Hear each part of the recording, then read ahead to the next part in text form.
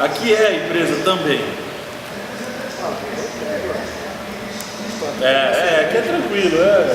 Aqui o Rodrigo sabe, né? Tem cara de interior. Esse pedacinho da Casa Popular. E tem uma porra do córrego aqui, né? Você sabe o nome? Não. Isso aí você sabe. Se você pegar o Zé aí.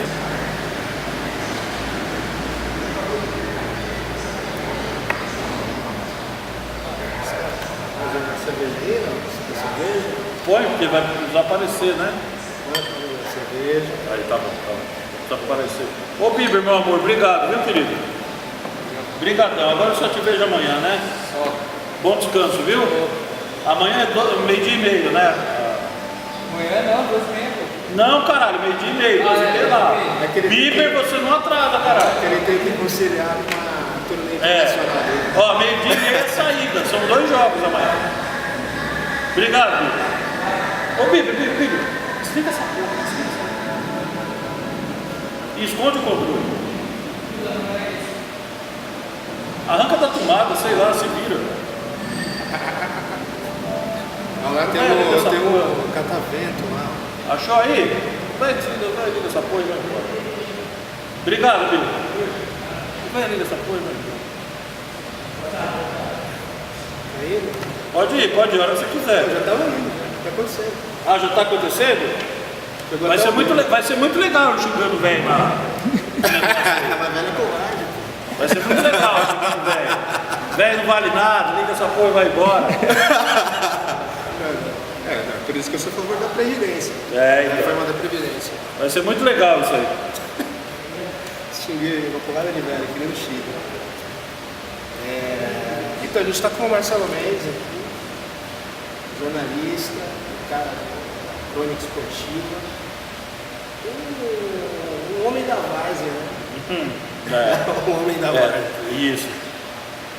Fala, pode falar um pouco aí. Vocês querem que eu fale de quê? Sobre... Esse aqui é o canal do jornalista desempregado, né? Então, mas de certa forma, todos nós somos, né? Porque a mim o que me consta aqui, eu posso dizer que eu estou desde 2012 inventando meus empregos, né? Foi assim no ABCD maior, tem sido assim ao longo da vida, porque na verdade o jornalismo hoje no Brasil é uma profissão muito sucateada. Né? As pessoas que querem trabalhar e levar isso a sério não vão conseguir. Acho que o caminho é isso que vocês estão fazendo, né? Procurar as produções alternativas, as coisas que realmente rendem, que fazem o que o jornalismo fazia. Não quer fazer mais, né? Você fala em coisas que rendem e aí você lança livro. Livro a gente tem que lançar porque...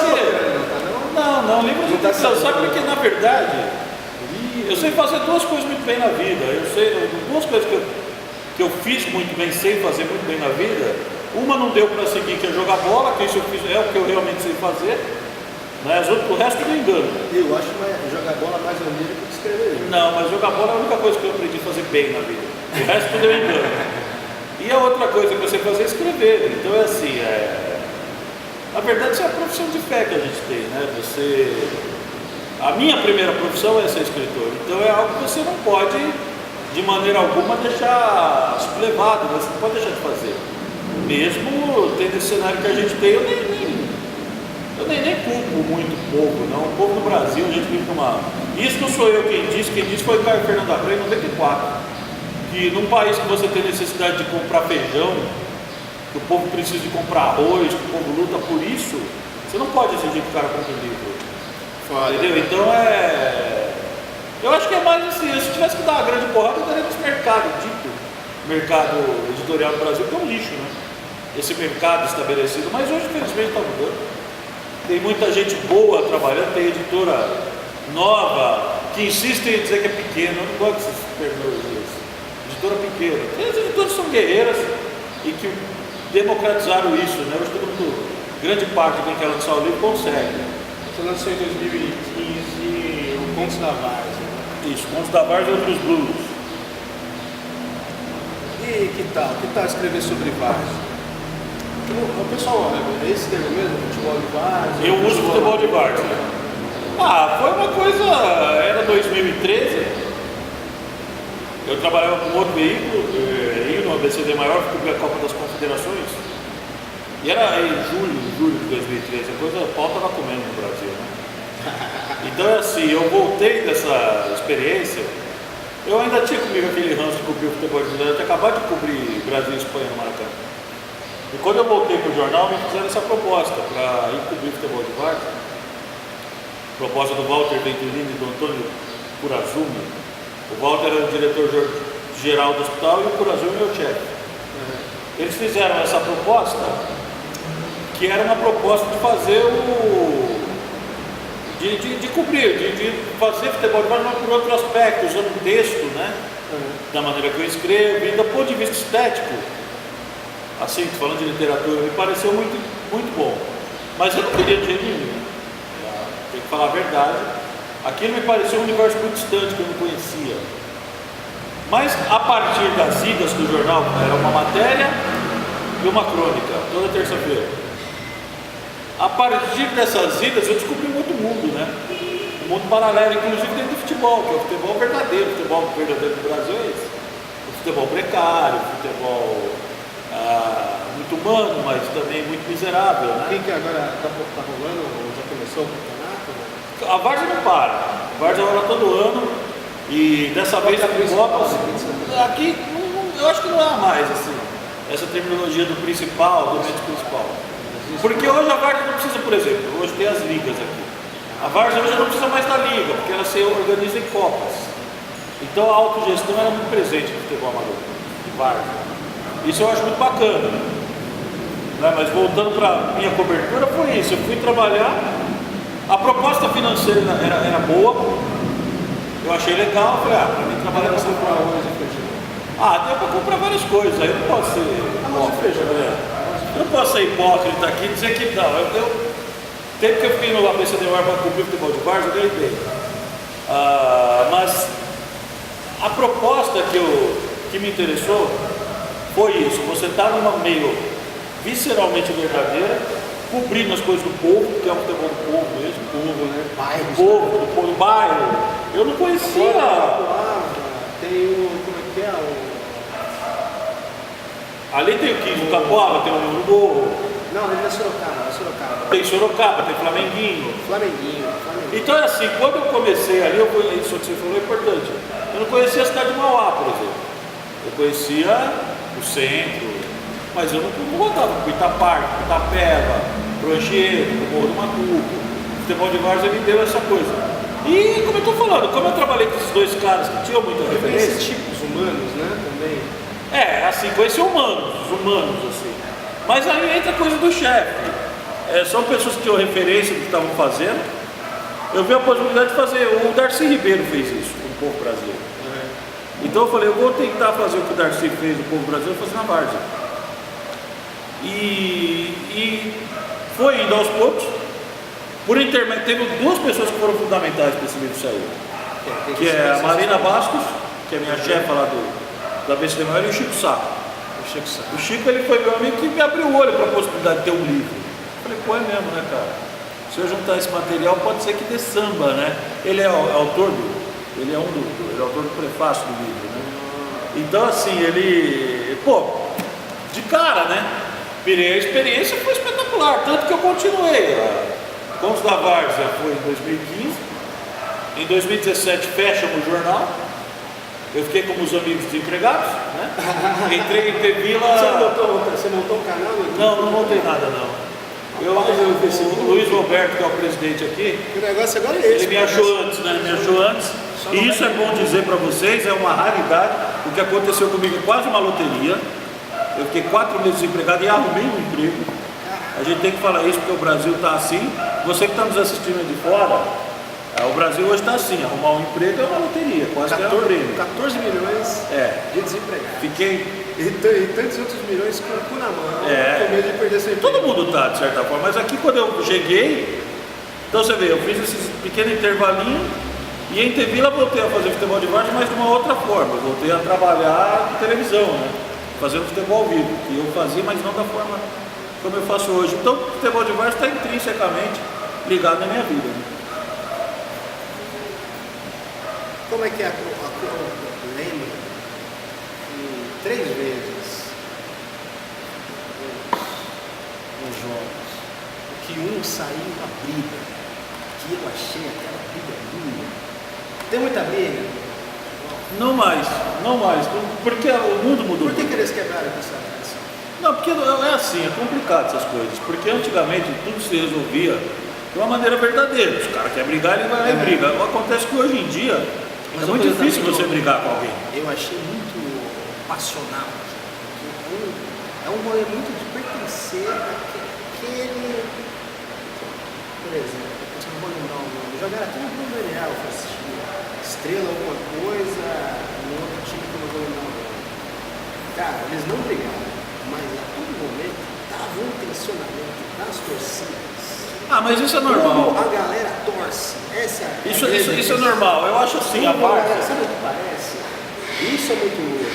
São realmente pessoas que são amantes do futebol, de acompanhar o time. Sim. A parte é muito verdadeira, né? Tudo é muito verdadeiro. A gente está falando de um mundo, a gente não tem a tutela. Quando você assiste o futebol elitizado, que é esse que passa na Globo, por exemplo, que são 6% talvez, do todo que é a profissão de jogador de futebol no Brasil, ali tudo é muito tutelado. Então o cara não pode tirar a camisa para comemorar, ele não pode fazer isso, ele não pode fazer aquilo. Na verdade não tem isso. Quem decide o que vai fazer é o povo. Então às vezes o povo decide a catarse. Eu tenho para mim que é isso. Às vezes você tem uma confusão lá que é a catarse, mas ali eu percebo que as pessoas mesmo se resolvem. Ninguém vai, eu não vou lá resolver o negócio, tem mais o que fazer, acredita? A câmera de TV que vocês estão aqui filma isso, que é o nosso papel. Agora eu observo que as pessoas, embora tensas e tal, eles se resolvem. Não é sobre ser um açougue. A questão não é a cultura de gostar do açougue, de registrar isso. Não, eu penso o seguinte, eu não entendo, por exemplo, por que quando o cidadão invade ou ocupa o campo, porque tem algumas invasões que para mim são ocupações, são justas. Então eu não entendo porque quando isso acontece, o diretor da TV ele corta isso no filme. Ele tem que filmar, eu sou jornalista. Faz parte. Eu sou jornalista, eu trabalho com informação. Isso faz parte. Ah, mas o cara vai lá e ele quer aparecer, sim, ele conseguiu, isso não é problema meu. Definir se o cara consegue ou não. Eu sou jornalista, eu trabalho com informação, eu tenho que passar a verdade. Eu não posso ter um cara dentro do campo protestando pela liberdade da Catalunha e filmar a porra da torcida e o cara lá chupando sorvete. Isso não é jornalismo, isso é cretinice. E isso daí é uma coisa que eu não faço, é diferente. Agora, eu acho que tem um açouguão aí, os açougue humano tem isso. Mas não é na várzea não, o açougue humano está em TV aberta todos os dias, a partir de 18 horas, tem vários açougueiros aí. Vários açougueiros, com grana, é bom que se diga isso, porque tem empresário que banca isso. Aliás, o empresariado brasileiro é aquela coisa, vocês veem aí o que está acontecendo, né? O empresariado brasileiro escolheu esta merda que vocês estão vendo aqui, que nós estamos vivendo. Essa coisa aí, eu não tenho mais nem olho, eu fico olhando, às vezes eu não sei mais nem o que dizer. E o que é o cidadão que não... A caneta foi até embora, porque ele não falou nada, né? Então e isso é bancado por esse empresariado brasileiro, que banca isso daí que Igor disse, que é o açougue humano que está aí na TV, que gosta de ver preto apanhando, que gosta de mostrar a mulher sendo assassinada, mas aí quando pega o assassino eles dão aquela passada de pano, o cara tava não sei o quê. Não, 3 facadas. O cara deu 5 tiros na mulher, facada, matou todo. Pô, mas ele se matou em seguida. Então quer dizer, esse é com quem a gente lida hoje, né? O futebol de várzea não tem nada disso. Agora, uma coisa que eu acho louco é a coisa da cultura do criminalidade na cidade, não sei o quê, tralá, assalto. Cara, aquilo é o horário que o trabalhador está chegando em casa.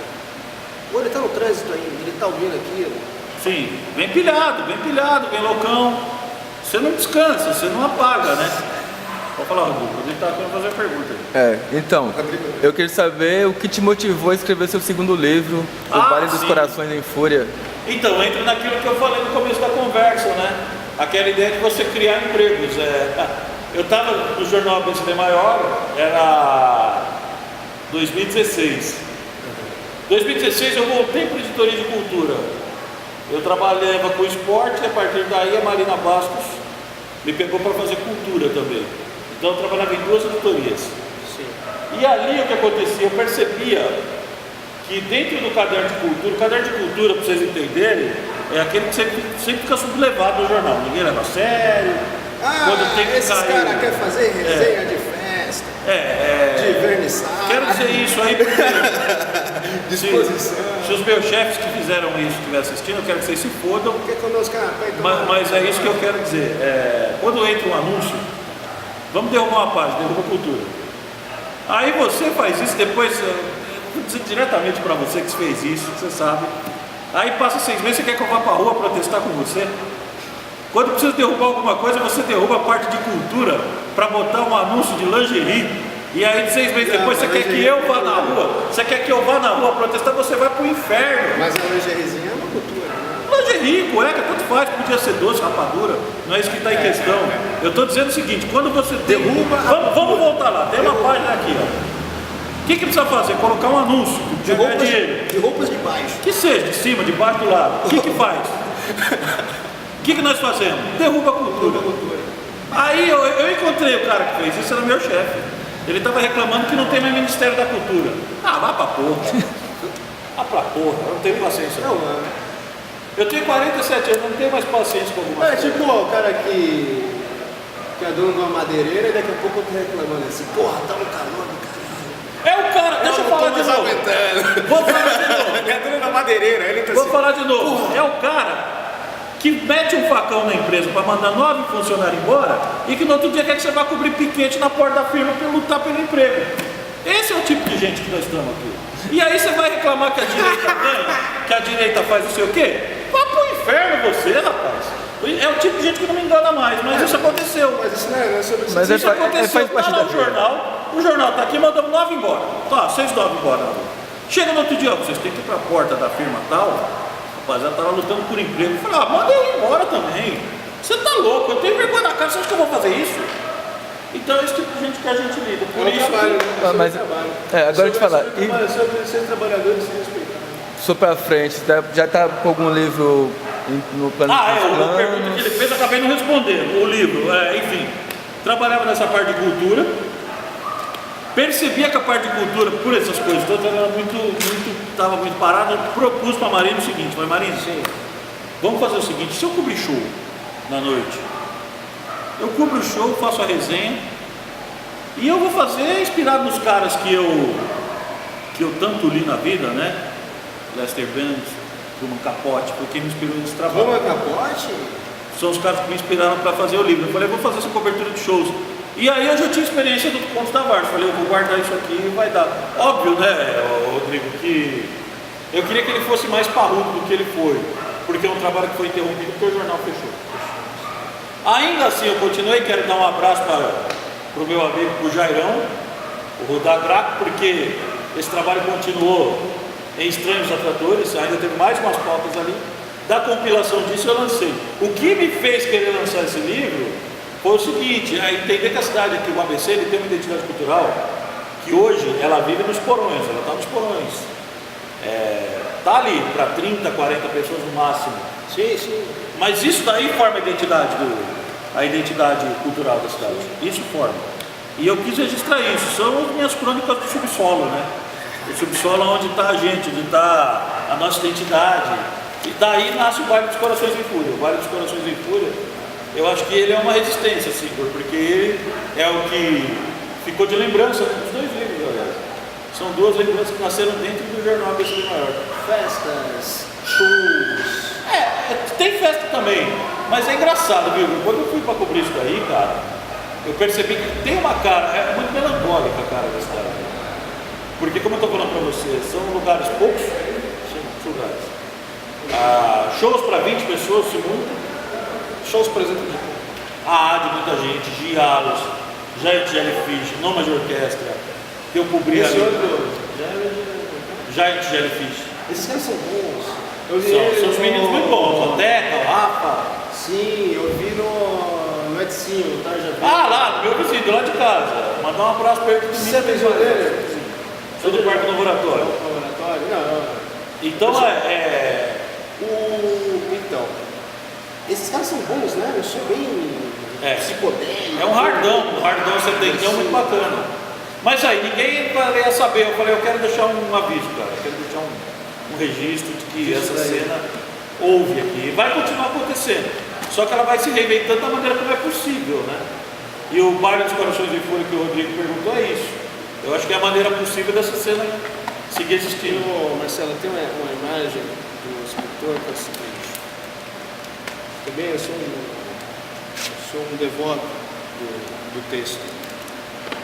Muito bom. Sou um devoto da literatura, da coisa da escrita. Eu acho. Para mim não faria sentido viver se eu não escrevesse. Eu tenho essa percepção. Não, mas acaba sendo isso mesmo. O trabalho do escritor acaba sendo isso. A imagem do escritor que é o seguinte: o que é o escritor? Os primeiros hominídeos, lá, não sei o quê. Quem que é o escritor? É o quê? É o cara que vai lá e faz o desenho na caverna,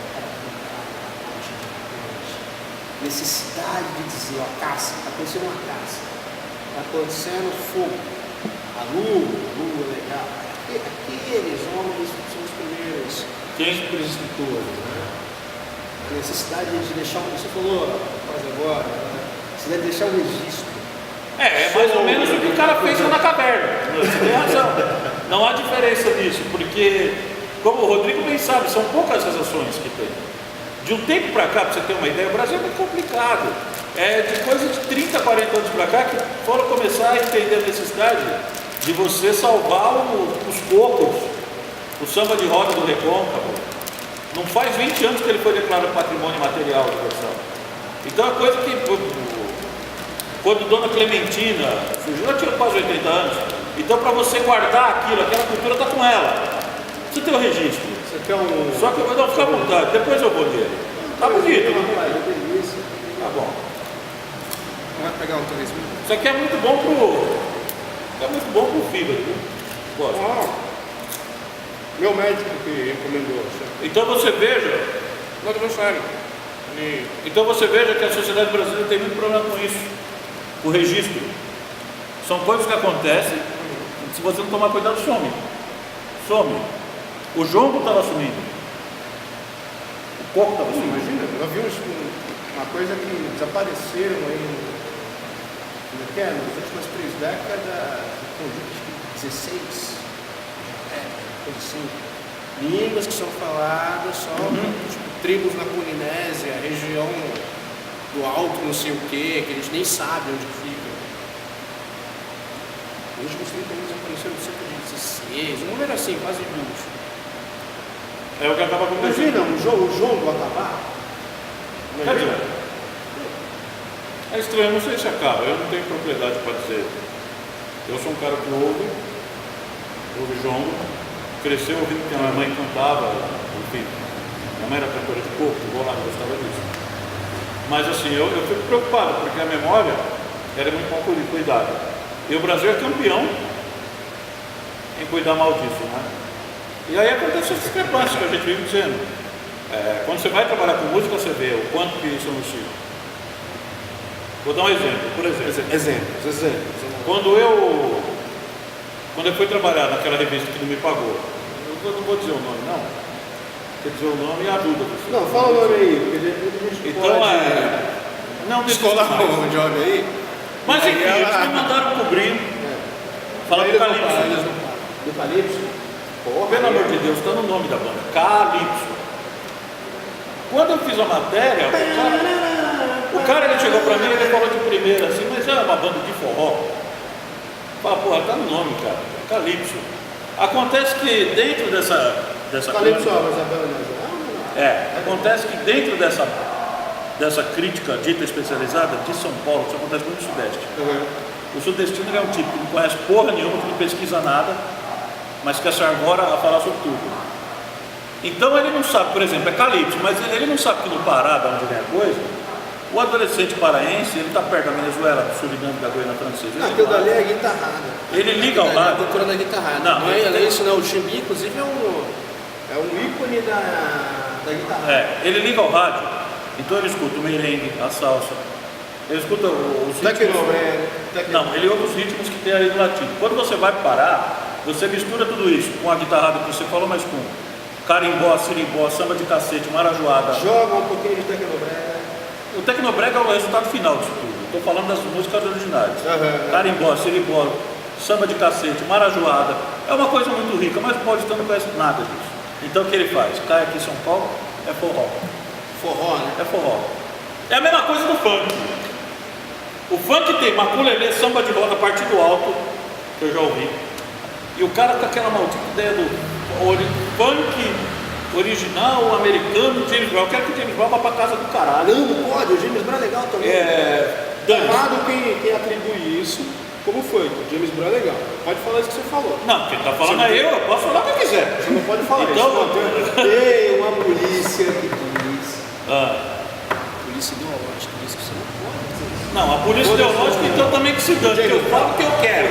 Então é assim, eu também gosto muito, é uma das coisas que eu mais ouvi, aliás. Mas assim, o que acontece é que tem que entender que assim, de 89 para cá, quando chega essa informação do funk nos meus cariocas, chega via Miami Bass, né, que é a base disso tudo. Sim, sim. Mas hoje em dia já não precisa mais de nada. Hoje em dia eu acho que ali você tem um ritmo brasileiro. Tem aquele tá. Mas tudo isso acontece porque aqui a gente tem. Porra, o funk participa de toda uma coisa Geográfica quase, né? Tipo, Também. Baixada Santista. Baixada, não controlou o funk. Até um cara foi preso agora. Na Baixada Santista não sei, mas na Baixada Carioca, Fluminense. No Rio também.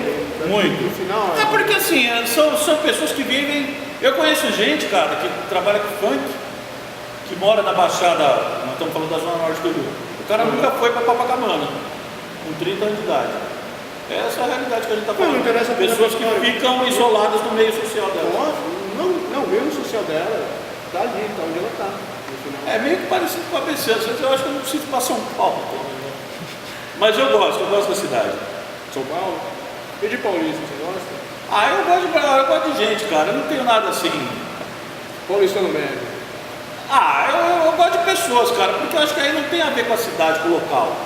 Entendeu? Tem cara que é babaca em São Paulo, no Rio, em Recife e tal. Acontece que o que está acontecendo é que agora a gente tem. Em Curitiba. Eu tô com 47 anos. É importante falar de gente babaca. Só que tá vindo um tempo atrás. Tá vindo uma nova geração de paulistanos que é um pouco estranha, assim, mas eu também. Acho que não é cidade. Nesse sentido, Eu acho que essa geração de paulistano estranho que está vindo aí, eles começaram a vir desde 32.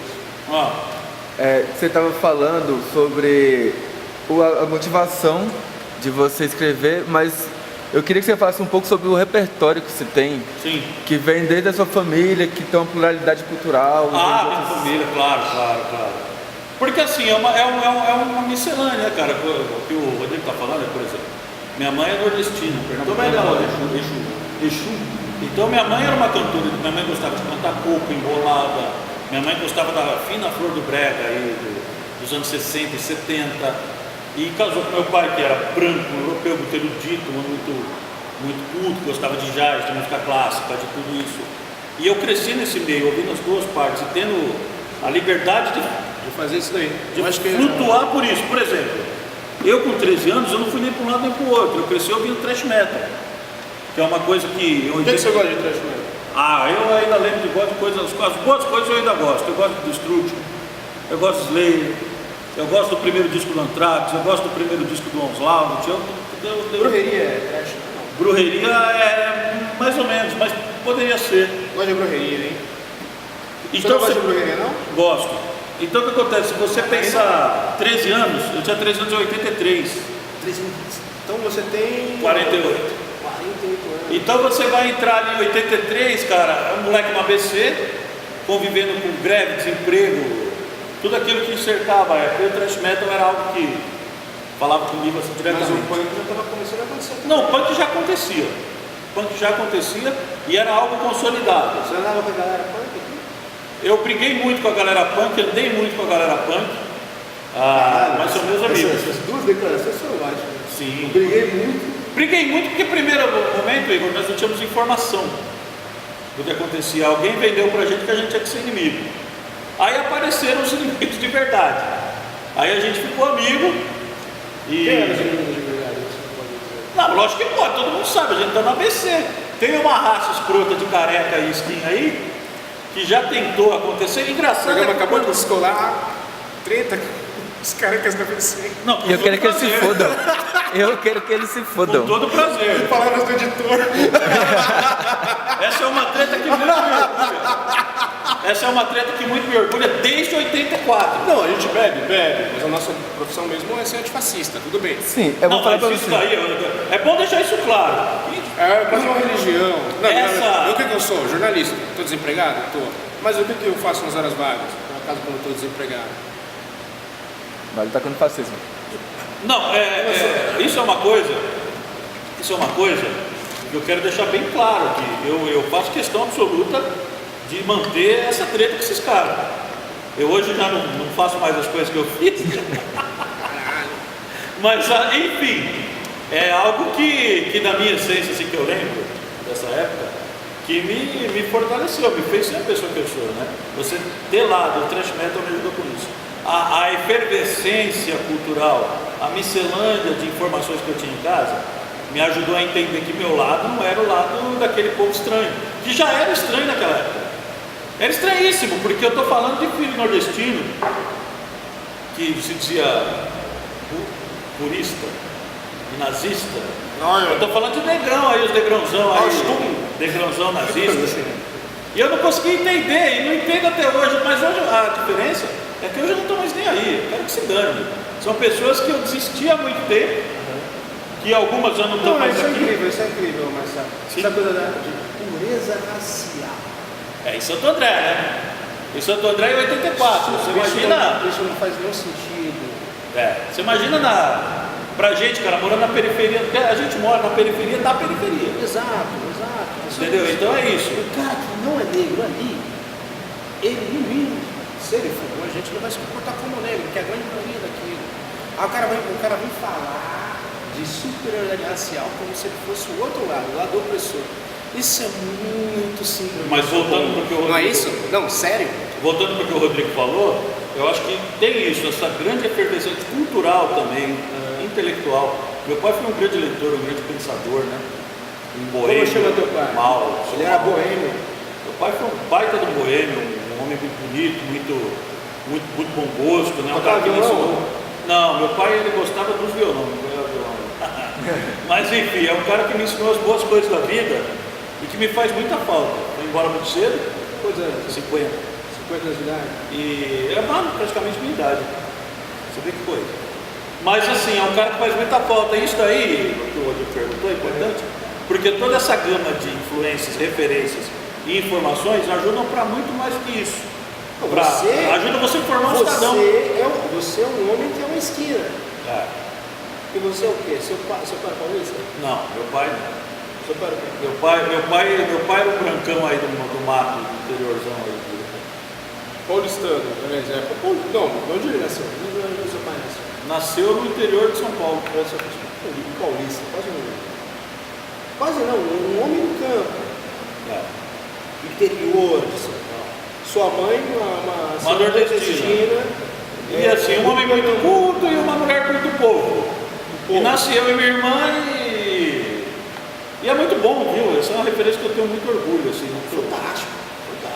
Porque são duas pessoas que me ajudaram muito, assim. Minha mãe foi guerreira até o fim, assim, foi comigo e tal. Talvez quando nem eu acreditava em mim, só minha mãe, sabe? Minha mãe fazia umas coisas assim comigo inacreditáveis. Eu lembro que quando foi 2006, eu estava naquele hiato que eu não aguentava mais trabalhar para desgraçado.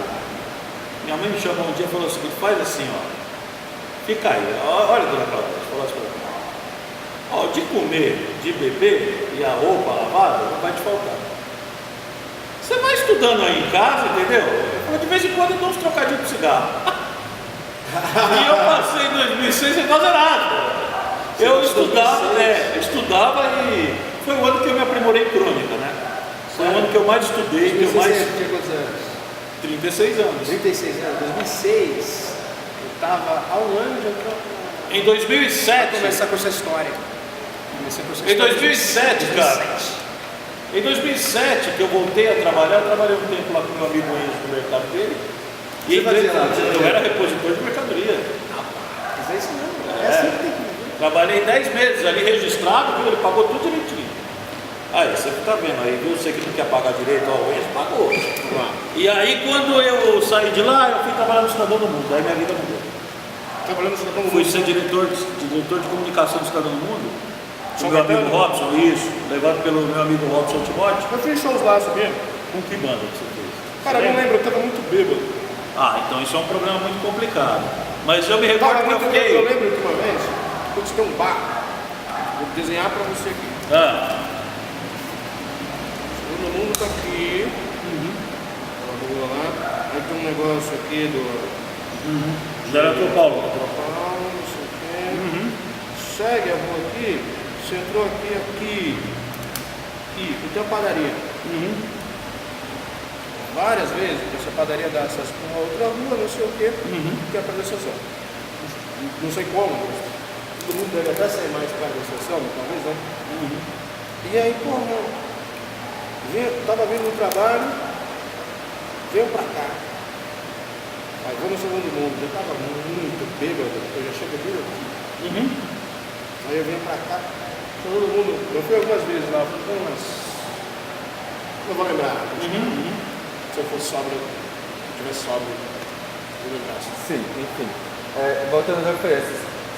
Na sua, então, quando você estava em 2006 estudando para a profissão em crônica, sua mãe estava te apoiando. 10, que até aí você escreveu o livro em 2015. Temos 9 anos aí de. O que você fez nesses Isso 9 é anos? legal de falar. O que você fez nesses 9 anos? Isso Em 2006, quando eu estava de 2006. 2006 foi um ano que eu peguei para fazer pesquisa, para tentar escrever, e descobri que eu estava escrevendo péssimamente. Então eu fiz um sonho da minha vida, Rodrigo. Eu falei, eu quero ler, eu vou ficar lendo. Eu li 2 anos lendo. Para voltar a escrever algo que presta. Vou ler. Você está lendo hoje? Cara, eu tô lendo, tá até ali na bolsa ali. Eu tô lendo um livro que chama Norte. Não, tá cheio de banana ali. Não pega não. Tem banana? Tem banana eu li depois. Eu tô lendo um livro que chama Norte, de um escritor controverso que chama Louis Ferdinand Céline. É um francês que, ao contrário de todo mundo que presta, durante a Segunda Guerra, ele colaborou com o exército alemão. Caralho. Ele era da Viking? Ele era eu acho o Céline um dos maiores escritores da língua francesa, mas um dos caras mais controversos que tem. Depois a gente pode falar dele, se for o caso. Mas estou lendo ele e estava lendo. Eu não conto biografia. Quando eu leio biografia, eu não conto. Biografia é diversão. Como chama? A biografia que eu estava lendo era da Kim Gordon. Esse livro chama Norte, do Céline. Mas biografia eu estava lendo da Kim Gordon. A biografia que eu li foi da. Da primeira-ministra lá de Israel. Ave Maria. Eu li isso daí que eu queria passar raiva. Bom, Eu o vou Rodrigo me lembrar o nome. perguntou disso Põe o aí. nome aqui embaixo. Eu passei Vou lendo até muito. tirar uma foto. Passei lendo muito, passei me aprimorando. E eu tinha já naquela época, Rodrigo, o livro que eu vou lançar agora esse ano, que era o Romance, que eu descobri que estava muito ruim. A minha ideia, eu mantive, quero escrever. Eu não gosto de falar a história de uma geração, me parece muito pretencioso. Na verdade não é isso. Mas Isso eu quer quero- dizer que você não quer se sentir velho.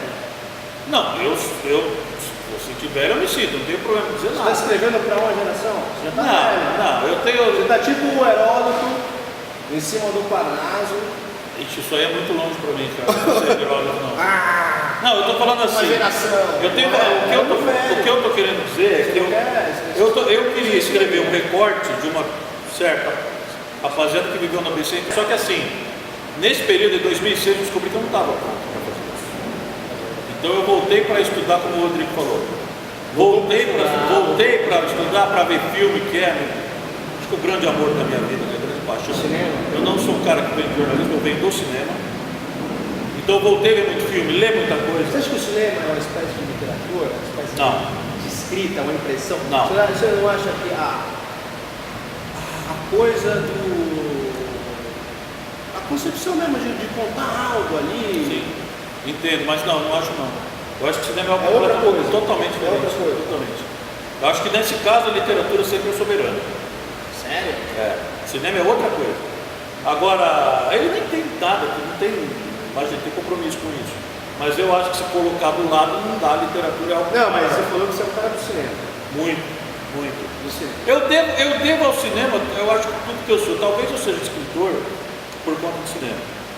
Eu também digo a mesma coisa. Porque eu sou de uma geração, eu sou pré-videocassete, por exemplo. Né? O primeiro videocassete da minha vida, Geração da TV. devo muito para a TV. A primeira, o videocassete. Geração da TV. Não, A TV, devo muito. A TV foi Devo babá muito. de muita gente. Não, eu devo muito e explico. Eu me recordo, tempos atrás eu encontrei o Celso Sabadin, que é um grande amigo meu, uma pessoa que eu gosto muito. E eu falei, e eu agradeci a ele, porque nos anos 80, 83, 84, quando eu não tinha, o primeiro videocassete de casa chegou em 87. E antes disso, quando eu precisava de referências, eu lembro que tinha um negócio chamado Carlton Cine, passava na Maneiras. Era um filme por mês. Uma vez por mês eu tinha que eu podia ver o cigarro. Eu podia ver o Bergman, um Jasmurch. Foi ali que eu conheci o cinema. A grande verdade dessa é que foi a televisão que primeiro me indicou o cinema. Mas era outro mundo. Eu ligava a TV de madrugada. Mas Band é o canal do esporte. Foi na Bandeirantes. Mas a Bandeirantes tinha uma sessão maldita. Não posso cervejinha aqui? Pode pôr. A sessão maldita da Bandeirantes dos anos 80, eu conheci Dario Argento, conheci Mário Bava. Então era outra época, vocês pensar isso. Engraçado que eu falo Bandeirantes, o cara fala pra mim. Cara, então você viveu um tempo. Como é que o cara fala? Cine privê, eu sei que é válido o cine privê. Você tá dizendo, Mano, ele é um filme cult, cara. É um filme cult, eu acho. Muita concepção de fotografia.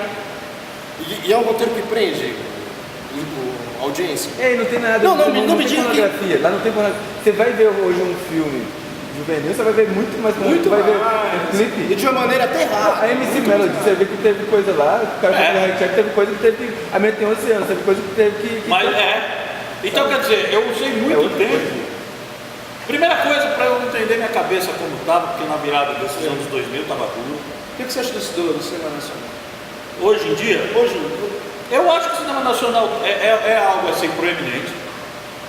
Sinto falta de que eles façam cinema ao invés de fazer o videoclipe de 2 horas, porque quando eu vou falar de cinema eu quero ver as concepções cênicas do cinema. Eu não vejo cinema, técnica de cinema.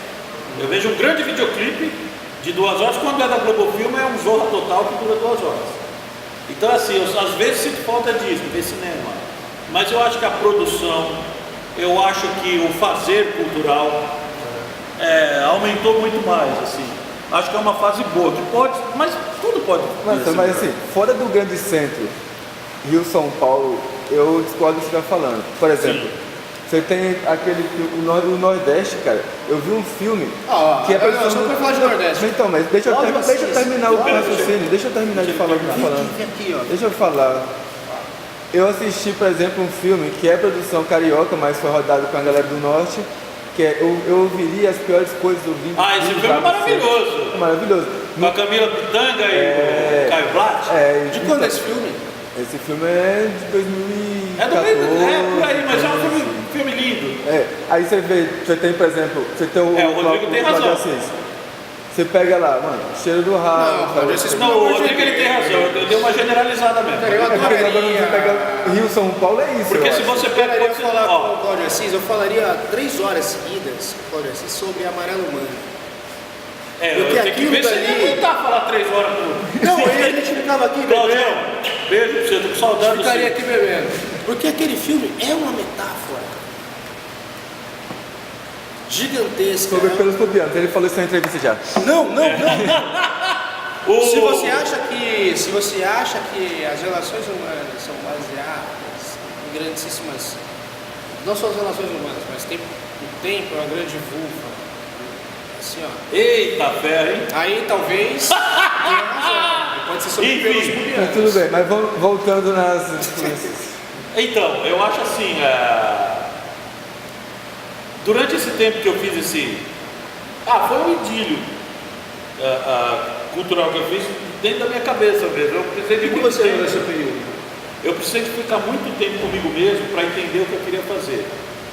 Para ver que o livro estava ruim, que eu tinha que me aprimorar. Teve outras coisas, eu me dediquei muito a Cidadão do Mundo. É uma causa que me agradou.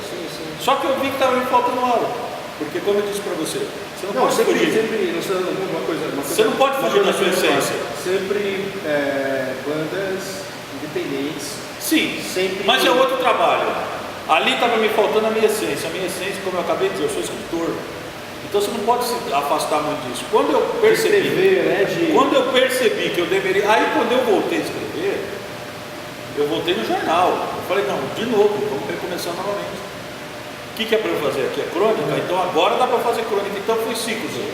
Eu tive ciclos onde eu fui me referenciando, até que eu cheguei em 2013 e falei, agora eu vou lançar um livro. Bom, a última pergunta antes da gente encerrar, porque já estamos com 45 Isso, que eu vou gravar também, pode crer. Vai, bota lá.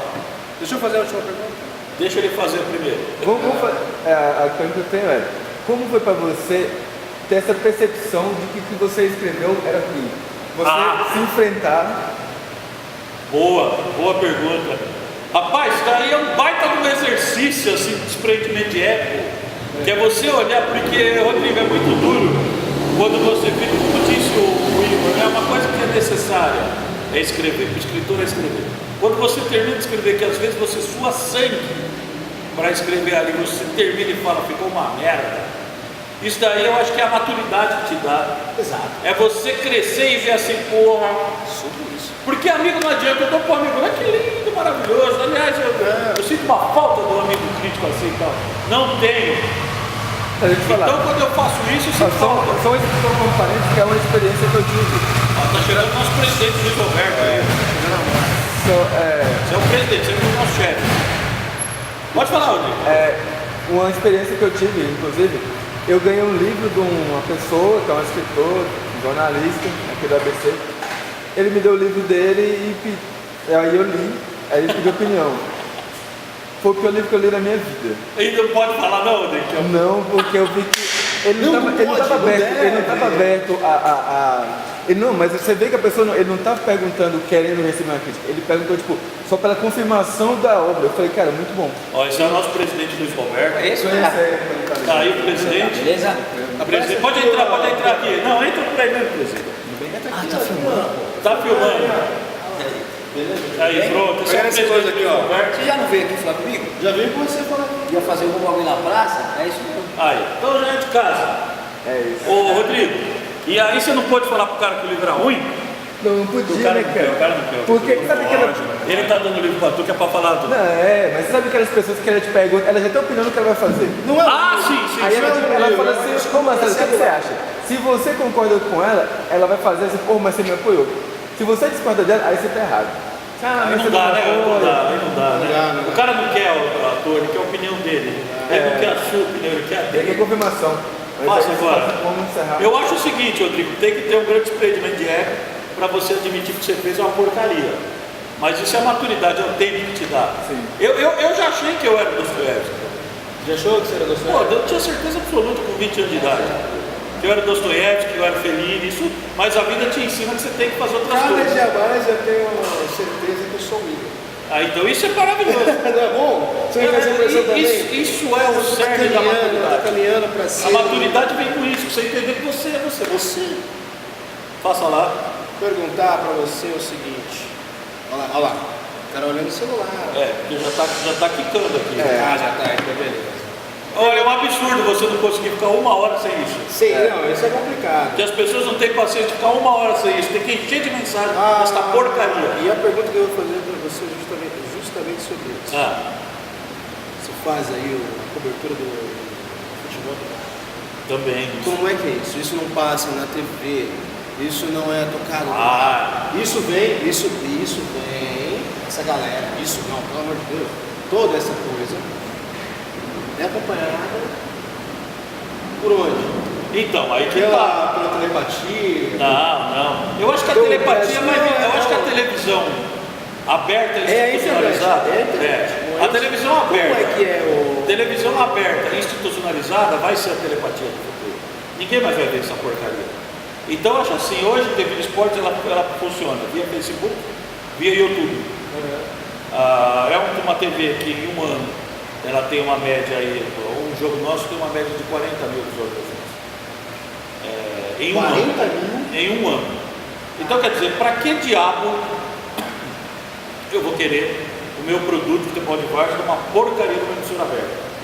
Por quê, né? Pra que eu preciso disso? E cada vez mais... Pra morrer o futebol? Não, e cada vez Você quer mais... que morra o futebol? Nossa, morrer... O futebol é que nem o rock. Então, tem que ele matar o futebol, matar o rock, vai ter. Mas assim, cada vez mais as pessoas vão entender que não precisa de um controle remoto. Você aqui, você vê um jogo, você na sua Smart TV, você vê um jogo, e TV de esportes é isso, é uma TV que é popular, que não cobra do cara para ele ver o jogo, mas não temos pay-per-view. Clica lá e nos assiste, né? E isso tem sido legal, é uma experiência de jornalismo completamente diferente. Qual são os horários? Bom, amanhã a gente vai, sábado, né, nós vamos ao ar, o jogo começa às 12h30, nós vamos até umas 6, domingo, todo domingo de manhã. Todo domingo de manhã. Fora a grade de programação que a TV tem. Hoje é uma TV institucionalizada, mas feita de uma maneira diferente da instituição televisão no Brasil. Né? Sim. Outra pergunta. Tem incentivo da prefeitura? Não, incentivo da prefeitura nada, mas aqui tem incentivo de Não, futebol de várzea. Não tem incentivo de poder Nenhum público. de poder público. Não, É só a galera. o poder público aparece na hora que a TV lá vai. Futebol deles. Na hora que a TV lá vai, o poder Futebol deles. Na hora que a TV lá vai, o poder público está. Então, não há. Eles não têm, isso daí não existe. Futebol de várzea, como eu falei no começo, é o maior exemplo possível de autogestão que eu conheço. Que é ele mesmo se virando por ele próprio, sem precisar de ninguém. É mais ou menos como a produção independente de literatura. Tem a ver. Acontece paralelo, né? É o mundo real, é orgânico, tá aí. Não, mas está aqui, está acontecendo. Está acontecendo. É boa, eu acho que tem a ver. Bom, é isso, vamos encerrar agora? Valeu, rapaziada. Careta. Não, esse aqui é o jornalista desempregado. Como chama? Jornalista desempregado. Foi uma produção da Careta Filmes. Careta Filmes, tá.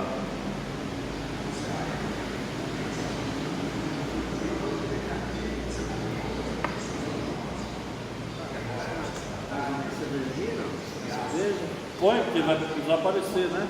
Cerveja. Aí, tá bom. Tá aparecendo. Ô, Bíblia, meu amor, obrigado, viu, querido? Obrigadão. Agora só te vejo amanhã, né? Só. Bom descanso, viu? Amanhã é meio-dia e meio, né? Amanhã não, 2h30. Não, caralho, meio-dia e meio, 2h30 lá. 2h30. Bíblia, você não atrasa, caralho. Depende de conciliar com a turma É. internacional. Ó, meio-dia e meio é saída. São 2 jogos amanhã. Obrigado, Bíblia. Ô, Bíblia, desliga essa porra. E esconde o controle. Arranca da tomada, sei lá, se vira.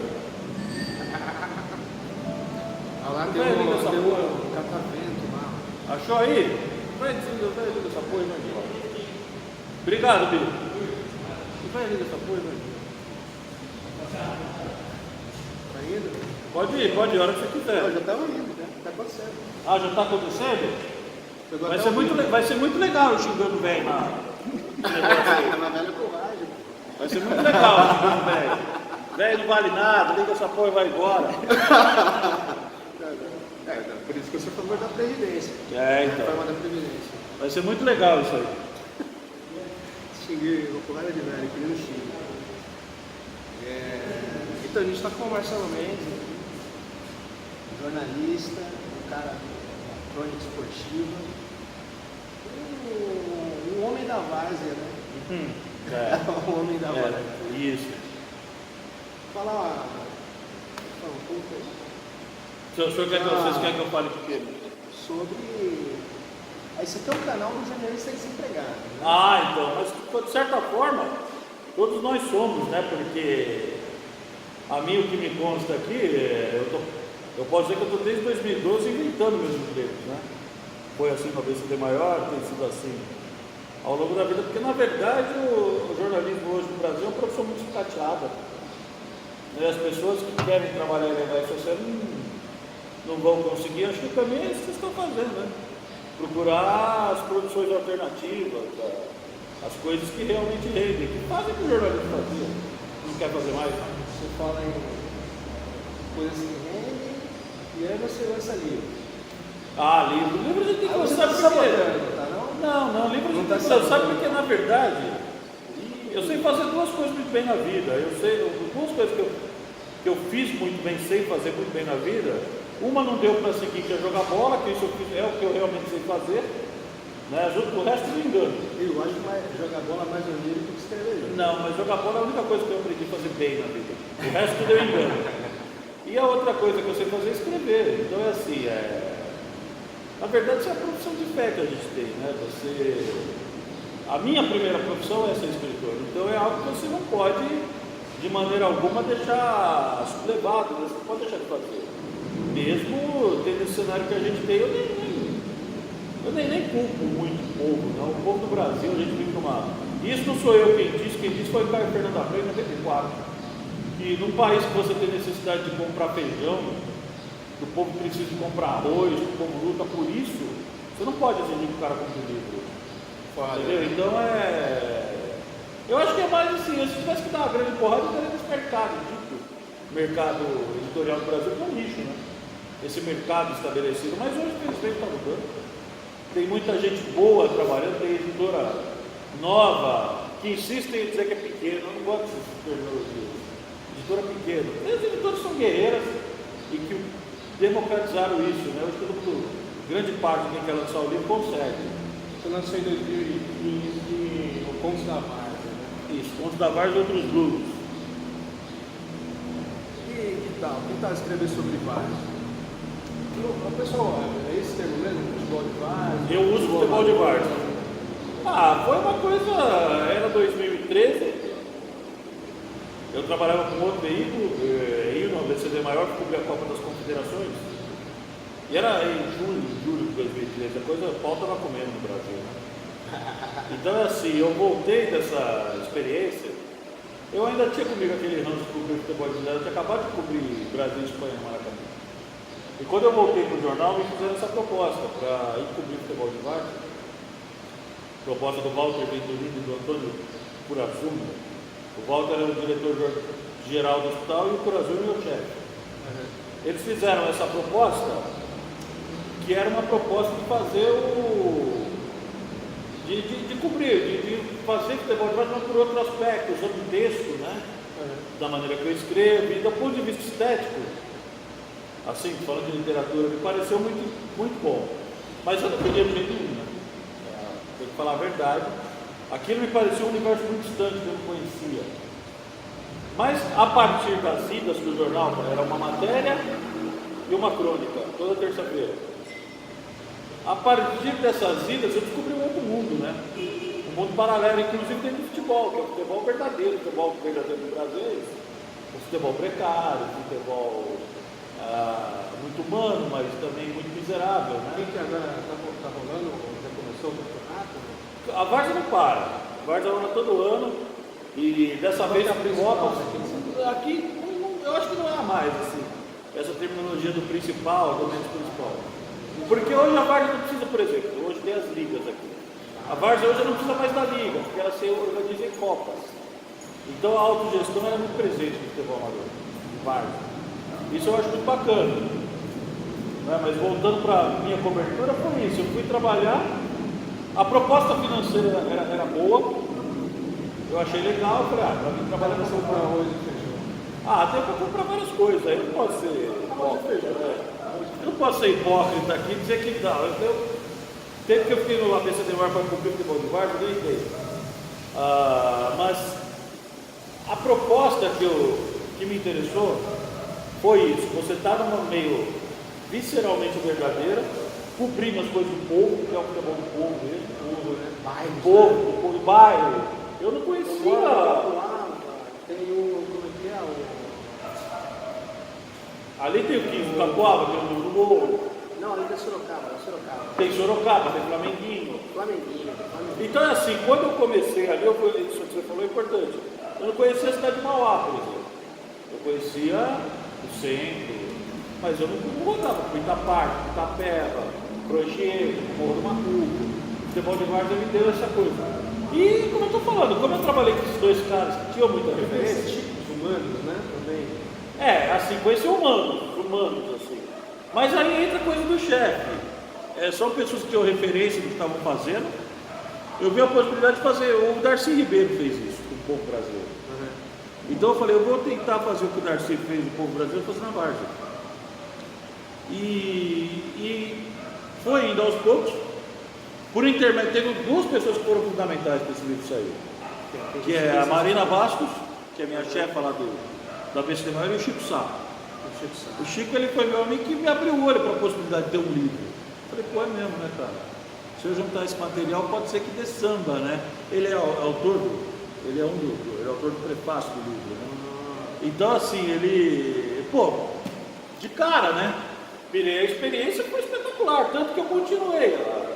Contos da Várzea foi em 2015, em 2017 fechamos o jornal, eu fiquei como os amigos desempregados, né? Entrei em Devila. Você montou um canal? Não montei nada, não. O Luiz Roberto, que é o presidente aqui, O negócio agora é esse. ele me achou antes, né? Me achou antes. E isso é bom dizer para vocês, é uma raridade. O que aconteceu comigo é quase uma loteria. Eu fiquei 4 meses desempregado e arrumei um emprego. A gente tem que falar isso porque o Brasil está assim. Você que está nos assistindo de fora, o Brasil hoje está assim. Arrumar um emprego é uma loteria, quase ganhar um prêmio. 14 milhões de desempregados. Fiquei. E tantos outros milhões com o cu na mão. Com medo de perder seu emprego. Todo mundo está, de certa forma. Mas aqui, quando eu cheguei, então você vê, eu fiz esse pequeno intervalinho. E em Devila voltei a fazer futebol de várzea, mas de uma outra forma. Eu voltei a trabalhar em televisão, né? Fazendo futebol ao vivo. E eu fazia, mas não da forma como eu faço hoje. Então, o futebol de várzea está intrinsecamente ligado na minha vida. Né? Como é que é eu lembro que 3 vezes nos jogos que um saiu com a briga, que eu achei aquela briga linda. Tem muita briga? Não mais. Porque o mundo mudou. Por que eles quebraram essa tradição? Não, porque é assim, é complicado essas coisas. Porque antigamente tudo se resolvia de uma maneira verdadeira. Se o cara quer brigar, ele vai lá e briga. Acontece que hoje em dia é muito difícil você brigar com alguém. Eu achei muito passional. É um rolê muito de pertencer àquele. Por exemplo, se eu não vou lembrar o nome, jogaram aqui com o Daniel, para assistir Estrela, alguma coisa, e outro time que eu não vou lembrar o nome. Cara, eles não brigaram, mas a todo momento dava um tensionamento nas torcidas. Mas isso é normal. A galera torce. Isso é normal. Eu acho assim, a Várzea. Sabe o que parece? Isso é muito lindo. São realmente pessoas que são amantes do futebol, de acompanhar o time. Sim. A Várzea é muito verdadeira, né? Tudo é muito verdadeiro. Você está falando do mundo, ele não tem a tutela. Quando você assiste o futebol elitizado, que é esse que passa na Globo, por exemplo, que são 6% talvez, do todo que é a profissão de jogador de futebol no Brasil, ali tudo é muito tutelado. Então o cara não pode tirar a camisa para comemorar, ele não pode fazer isso, ele não pode fazer aquilo. Na Várzea não tem isso. Quem decide o que vai fazer é o povo. Então, às vezes, o povo decide a catarse. Eu tenho para mim que é isso. Às vezes você tem uma confusão lá que é a catarse, mas ali eu percebo que as pessoas mesmo se resolvem. Ninguém vai, eu não vou lá jogar um negócio, tem mais o que fazer para mim. A câmera de TV, vocês estão aqui, filma isso, que é o nosso papel. Agora eu observo que as pessoas, embora tensas, isso não se resolve. Não é sobre seu açougue. A questão não é essa, não é a cultura de gostar do açougue, de registrar isso. Não, eu penso o seguinte, eu não entendo, por exemplo, por que quando o cidadão invade ou ocupa o campo, porque tem algumas invasões que para mim são ocupações, são justas. Então eu não entendo porque quando isso acontece, o diretor da TV ele corta isso no filme. Ele tem que filmar, eu sou jornalista. Faz parte. Eu sou jornalista, eu trabalho com informação. Isso faz parte. Mas o cara vai lá e ele quer aparecer, sim, ele conseguiu, isso não é problema meu. Definir se o cara consegue ou não. Eu sou jornalista, eu trabalho com informação, eu tenho que passar a verdade. Eu não posso ter um cara dentro do campo protestando pela liberdade da Catalunha e filmar a porra da torcida com o cara lá chupando sorvete. Isso não é jornalismo, isso é cretinice. E isso daí é uma coisa que eu não faço, é diferente. Agora, eu acho que tem um açouguão aí, o açougue humano tem isso aí. Mas não é na Várzea não, o açougue humano está em TV aberta todos os dias, a partir de 18 horas, tem vários açougueiros aí. Vários açougueiros, com grana, é bom que se diga isso, porque tem empresário que banca isso. Aliás, o empresariado brasileiro é aquela coisa, vocês veem aí o que está acontecendo, né? O empresariado brasileiro escolheu esta merda que vocês estão vendo aqui, que nós estamos vivendo. Essa coisa aí, eu não tenho mais nem, olha, eu fico olhando às vezes, eu não sei mais nem o que dizer. E o É um cidadão que não... A caneta foi até embora. Por falar do É um cidadão que, em instante algum, ele mentiu. Tudo que está acontecendo, ele prometeu e Mas cumpriu. ele não mentiu porque ele não falou nada, né? Então E isso é bancado por esse empresariado brasileiro que banca isso daí que Igor disse, que é o açougue humano que está aí na TV, que gosta de ver preto apanhando, que gosta de mostrar lá a mulher sendo assassinada, mas aí quando pega o assassino eles dão aquela passada de pano, o cara tava não sei o quê. Deu 3 facadas. O cara deu 5 tiros na mulher, facada, matou, pô, mas ele se matou em seguida. Então quer dizer, esse é com quem a gente lida hoje, né? O futebol de várzea não tem nada disso. Uma coisa que eu acho aqui louco é a coisa da cultura do Criminalidade da cidade, não sei o quê, tralá, assalto, cara, aquilo, horário, tudo trabalhador, tá chegando em casa. Ou ele tá no trânsito ainda, ele tá ouvindo aquilo. Sim, bem pilhado, bem loucão. Você não descansa, você não apaga, né? Vou falar, Rodrigo, ele está querendo fazer uma pergunta. Então, Rodrigo, eu queria saber o que te motivou a escrever seu segundo livro. Sim. Corações em Fúria. Então, entra naquilo que eu falei no começo da conversa, né? Aquela ideia de você criar empregos. Eu estava no jornal ABC Maior, era 2016. 2016 eu voltei para a editoria de cultura. Eu trabalhava com esporte e a partir daí a Marina Bastos me pegou para fazer cultura também. Então eu trabalhava em 2 editorias.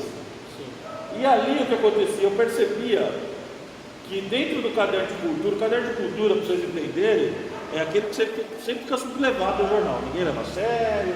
Quando tem que esses cair. caras querem fazer resenha de festa, de vernissage. Quero dizer isso aí porque disposição.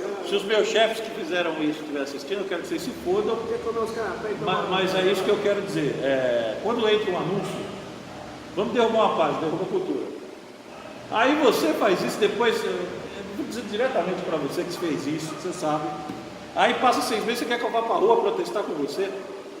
Quando precisa derrubar alguma coisa, você derruba a parte de cultura para botar um anúncio de lingerie.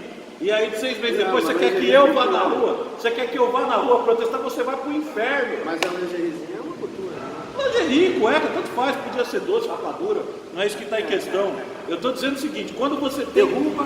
Vamos voltar lá, tem uma página aqui, ó. O que precisa fazer? Colocar um anúncio de ganhar dinheiro. De roupas de baixo. Que seja, de cima, de baixo, do lado. O que faz? O que nós fazemos? Derruba a cultura.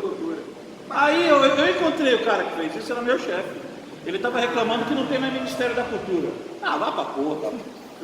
Vá pra porra, eu não tenho paciência.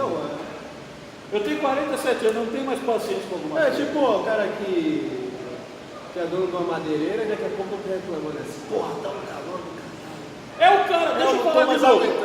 Vou falar de novo. Ele é dono da madeireira, ele Vou falar de novo. É o cara que mete um facão na empresa para mandar 9 funcionários embora e que no outro dia quer que você vá cobrir piquete na porta da firma para lutar pelo emprego. Esse é o tipo de gente que nós estamos aqui. E aí você vai reclamar que a direita ganha, que a direita faz não sei o quê? Vá pro inferno você, rapaz. É o tipo de gente que não me engana mais, mas isso aconteceu. Mas isso não é sobre isso. Isso aconteceu. Tá lá o jornal tá aqui mandando 9 embora. Tá, 6, 9 embora. Chega no outro dia, vocês têm que ir para a porta da firma tal.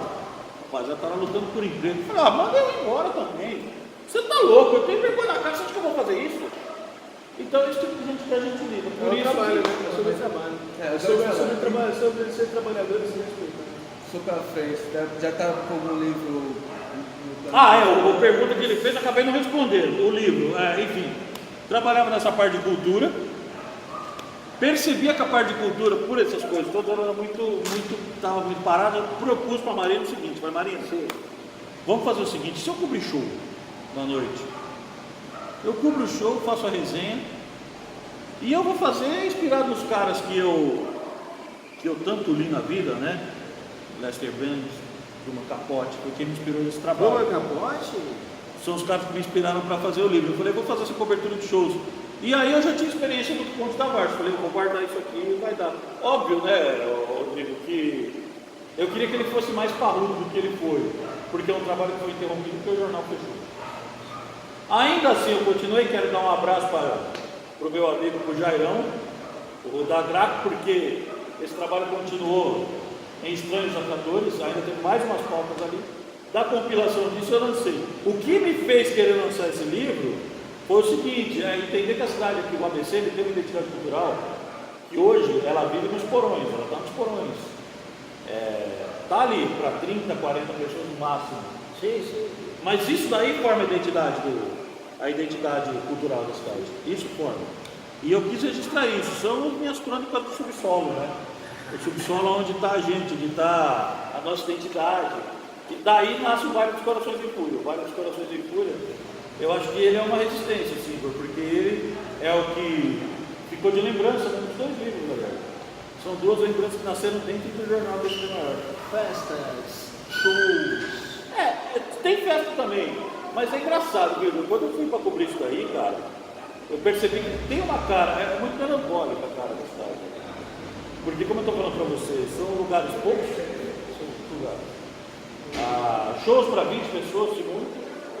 Shows, por exemplo, a de muita gente, Gialos, Giant Jellyfish, Noma de Orquestra, que eu cobri Esse ali. outro, Giant Jellyfish. esses caras são bons. Eu vi São eles os meninos no... muito bons, a Teca, Rafa. Sim, eu vi no Edinho, tá? Já vi. Lá, meu vizinho, do lado de casa. Mandar um abraço para ele comigo. Você é vizinho dele? Todo perto do laboratório. No oratório? Não. Então Então, esses caras são bons, né? Eu sou bem psicodélico. é um hardão 70 muito bacana. Mas aí, ninguém vai saber. Eu falei, eu quero deixar um aviso, cara. Eu quero deixar um registro de que essa cena houve aqui. Vai continuar acontecendo. Só que ela vai se reinventando da maneira como é possível, né? E o Baile dos Corações em Fúria que o Rodrigo perguntou é isso. Eu acho que é a maneira possível dessa cena seguir existindo. Marcelo, tem uma imagem do escritor que é o seguinte. Também eu sou um devoto do texto. Muito bom. Sou um devoto Da literatura, da coisa da escrita, eu acho. Pra mim não faria sentido viver se eu não escrevesse. Eu tenho essa percepção. Não, mas acaba sendo isso mesmo. O trabalho do escritor acaba sendo A isso. imagem do escritor que é o seguinte: o que é um escritor? Os primeiros hominídeos, lá, não sei o quê. Tem que o escritor é o quê? É o cara que vai lá e faz o desenho na caverna, na rocha, necessidade de dizer, ó, caça, está acontecendo uma caça, está acontecendo fogo, a lua legal. Aqueles homens são os primeiros escritores, né? A necessidade de deixar o que você falou quase agora, né? A necessidade de deixar um registro. É mais ou menos o que o cara fez lá na caverna. Você tem razão. Não há diferença nisso, porque, como o Rodrigo bem sabe, são poucas as ações que tem. De um tempo para cá, para você ter uma ideia, o Brasil é muito complicado. De coisa de 30, 40 anos para cá, que foram começar a entender a necessidade de você salvar os cocos, o samba de roda do Recôncavo. Não faz 20 anos que ele foi declarado patrimônio material, pessoal. Então é coisa que, quando Dona Clementina surgiu, ela tinha quase 80 anos. Então, para você guardar aquilo, aquela cultura está com ela. Você tem o registro. Você quer um... Só que eu não ficar à vontade, depois eu vou dele. Tá bonito. Rapaz, eu tenho isso. Tá bom. Não vai pegar um telefone. Isso aqui é muito bom pro fígado, viu? Gosto.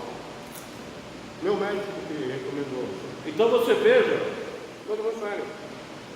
Então você veja que a sociedade brasileira tem muito problema com isso. O registro.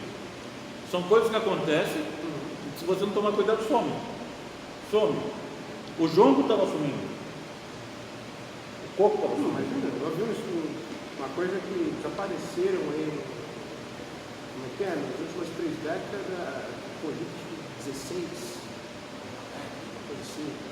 Línguas que são faladas só tribos na Polinésia, região do alto não sei o quê, que eles nem sabem onde fica. Nos últimos 30 anos apareceram 16, não era assim, quase 20. É o que acaba acontecendo. Imagina o jongo acabar. Quer dizer, é estranho, não sei se acaba, eu não tenho propriedade para dizer. Eu sou um cara que ouve jongo, cresceu ouvindo que a minha mãe cantava, enfim, a mãe era cantora de corpo, igual na história disso. Mas assim, eu fico preocupado, porque a memória era muito mal cuidada. E o Brasil é campeão em cuidar mal disso, né? E aí acontece essa discrepância que a gente vive dizendo. Quando você vai trabalhar com música, você vê o quanto que isso é nocivo. Vou dar um exemplo, por exemplo. Exemplos.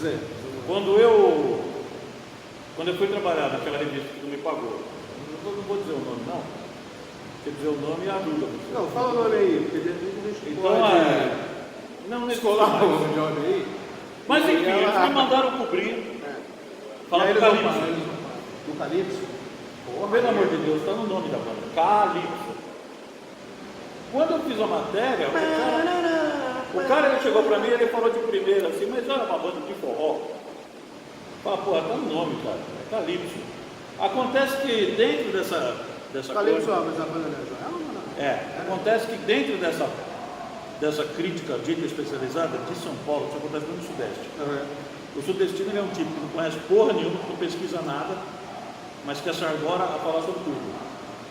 Então ele não sabe, por exemplo, é Calypso, mas ele não sabe que no Pará, de onde vem a coisa, o adolescente paraense, ele está perto da Venezuela, do Suriname, da Guiana Francesa. Aquilo ali é guitarrada. Ele liga ao rádio. É a guitarrada. Não, é ele tem- isso não, o Chumbi, inclusive, é um ícone da guitarrada. Ele liga ao rádio, então ele escuta o merengue, a salsa, ele escuta os ritmos. Não, ele ouve os ritmos que tem ali do latino. Quando você vai parar, você mistura tudo isso com a guitarrada que você falou, mas com carimbó, sirimbó, samba de cacete, marajoada. Joga um pouquinho de tecnobrega.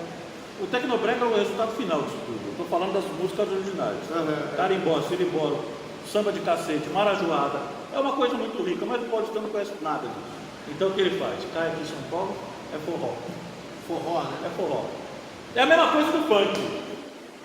O funk tem maculelê, samba de roda, partido alto, que eu já ouvi.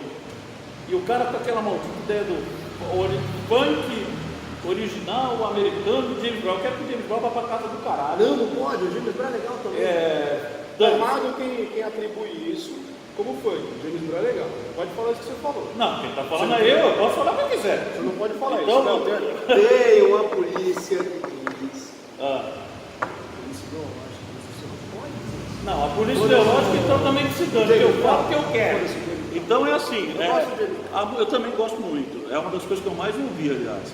Mas assim, o que acontece é que tem que entender que assim, de 89 para cá, quando chega essa informação do funk nos meus cariocas, chega via Miami Bass, né, que é a base de tudo, Sim. mas hoje em dia já não precisa mais de nada. Hoje em dia eu acho que ali você tem um ritmo brasileiro, que é inspirado então. Eu gosto do nome tamborzão, quando eles falam tamborzão, porque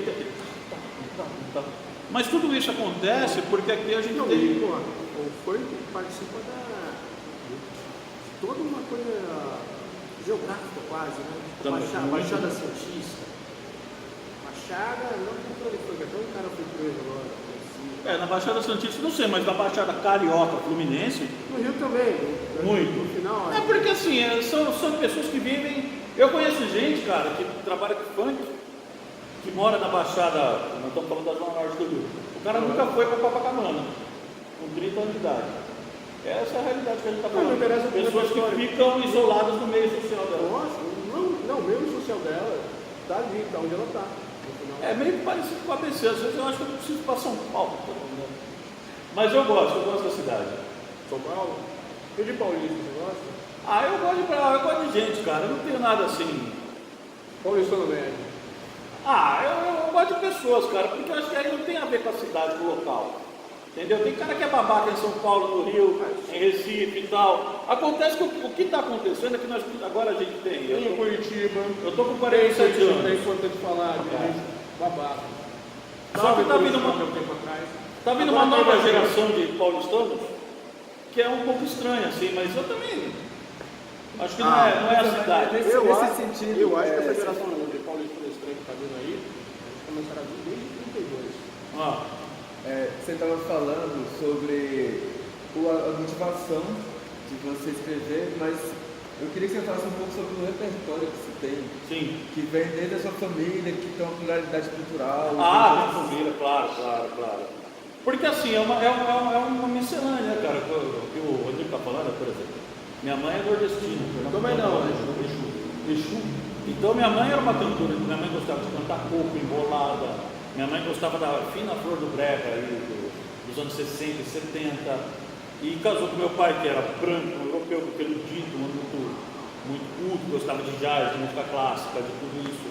E eu cresci nesse meio, ouvindo as duas partes, tendo a liberdade Vou fazer isso aí. de flutuar por isso. Por exemplo, eu com 13 anos, eu não fui nem para um lado nem para o outro, eu cresci ouvindo thrash metal, que é uma coisa que eu O que você gosta de thrash metal? eu ainda lembro de boas coisas, as boas coisas eu ainda gosto. Eu gosto do Destruction, eu gosto de Slayer, eu gosto do primeiro disco do Anthrax, eu gosto do primeiro disco do Onslaught.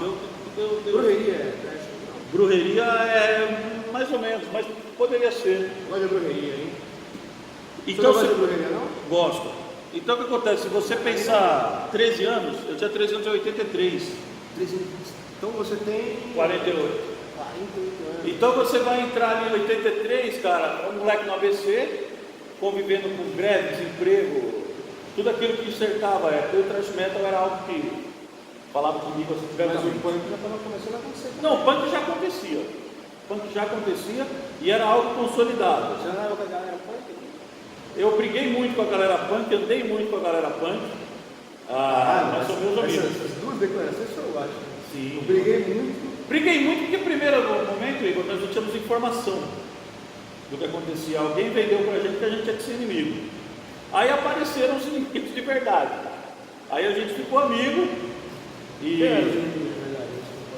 Não, lógico que pode, todo mundo sabe, a gente está no ABC. Tem uma raça escrota de careca e skin aí que já tentou acontecer. Engraçado é que Acabou de descolar treta com os carecas da ABC. Não, com todo prazer. Com todo prazer. Palavras do editor. Essa é uma treta que muito me orgulha. Essa é uma treta que muito me orgulha desde 84. Não, a gente bebe, mas a nossa profissão mesmo é ser antifascista, tudo bem. Sim, Não, mas isso daí, é bom deixar isso claro. É, mas uma religião. Não, Essa- eu que não sou jornalista, estou desempregado? Estou. Mas o que eu faço nas horas vagas, por acaso quando eu estou desempregado? Não, tá com paciência. Não, isso é uma coisa que eu quero deixar bem claro aqui. Eu faço questão absoluta de manter essa treta com esses caras. Eu hoje já não faço mais as coisas que eu fiz. Mas, enfim, é algo que da minha essência, assim, que eu lembro dessa época, que me fortaleceu, me fez ser a pessoa que eu sou, né? Você ter lá do thrash metal me ajudou com isso. A efervescência cultural, a miscelânea de informações que eu tinha em casa, me ajudou a entender que meu lado não era o lado daquele povo estranho, que já era estranho naquela época. Era estranhíssimo, porque eu estou falando de filho nordestino, que se dizia purista, e nazista. Eu estou falando de negrão aí, os negrãozão aí, negrãozão nazista. E eu não consegui entender, e não entendo até hoje, mas hoje a diferença é que hoje eu não estou mais nem aí, quero que se dane. São pessoas que eu desisti há muito tempo, que algumas já não estão mais Isso é aqui. incrível, Marcelo. Essa coisa de pureza racial. Em Santo André, né? Em Santo André em 84, você imagina... Isso não faz nenhum sentido. Você imagina pra gente, cara, morando na periferia, porque a gente mora na periferia da periferia. Exato. Entendeu? Então é isso. O cara que não é negro ali, ele no mínimo, se ele for com a gente, ele vai se comportar como negro, porque a grande maioria daqui. Aí o cara vem falar de superioridade racial como se ele fosse o outro lado da opressor. Isso é muito simples. Mas voltando para o que o Não é Rodrigo... isso? Não, sério? Voltando para o que o Rodrigo falou, eu acho que tem isso, essa grande efervescência cultural também, intelectual. Meu pai foi um grande leitor, um grande pensador, né? Um boêmio. Como chama teu pai? Mauro. Ele era boêmio. Meu pai foi um baita de um boêmio, um homem muito bonito, muito bom gosto, né? Tocava que me violão? ensinou- Não, meu pai ele gostava dos violões, não pegava violão. Mas enfim, é um cara que me ensinou as boas coisas da vida e que me faz muita falta. Foi embora muito cedo, Quantos anos? 50. 50 anos de idade? E praticamente minha idade. Você vê que foi. Mas assim, é um cara que faz muita falta. E isso daí, o Rodrigo perguntou é importante, porque toda essa gama de influências, referências e informações ajudam para muito mais que isso. Ajuda você a formar um cidadão. Você é um homem que é uma esquina. É. E você é o quê? Seu pai é paulista? Não, meu pai não. Seu pai é o quê? Meu pai era um brancão aí do mato, do interiorzão aí. Paulista. Onde o seu pai nasceu? Nasceu no interior de São Paulo. Paulista, quase não. Quase não, um homem do campo. Do interior de São Paulo. Sua mãe, uma nordestina. E assim, um homem muito culto e uma mulher muito pouco. E nasci eu e minha irmã e é muito bom, viu? Essa é uma referência que eu tenho muito orgulho, assim, muito fantástico. Porque são duas pessoas que me ajudaram muito, assim. Minha mãe foi guerreira até o fim, assim, foi comigo e tal. Talvez quando nem eu acreditava em mim, só minha mãe, sabe? Minha mãe fazia umas coisas assim comigo inacreditáveis. Eu lembro que quando foi 2006, eu estava naquele hiato que eu não aguentava mais, trabalhava desgraçado. Minha mãe me chamou um dia e falou o seguinte: faz assim, ó, fica aí, olha, dona Cláudia, deixa eu falar isso pra você. Ó, de comer, de beber e a roupa lavada, não vai te faltar. Você vai estudando aí em casa, entendeu? Eu falei, de vez em quando eu dou um trocadinho de cigarro. E eu passei em 2006 sem fazer nada. Eu estudava e foi o ano que eu me aprimorei em crônica, né? Foi o ano que eu mais estudei, que eu mais... Tinha quantos anos? 36 anos. 36 anos? 2006. Eu estava há um ano de estava... Em 2007. Vou começar com essa história. Em 2007, cara. Em 2007, que eu voltei a trabalhar, eu trabalhei um tempo lá com meu amigo no mercado dele. E Você fazia lá? Eu era repositor de mercadoria. Rapaz, é isso mesmo. É. Assim que... Trabalhei 10 meses ali registrado, viu? Ele pagou tudo direitinho. Aí, você está vendo, aí viu, você que não quer pagar direito, ó, ele pagou. E aí, quando eu saí de lá, eu fui trabalhar no Estadão do Mundo, aí minha vida mudou.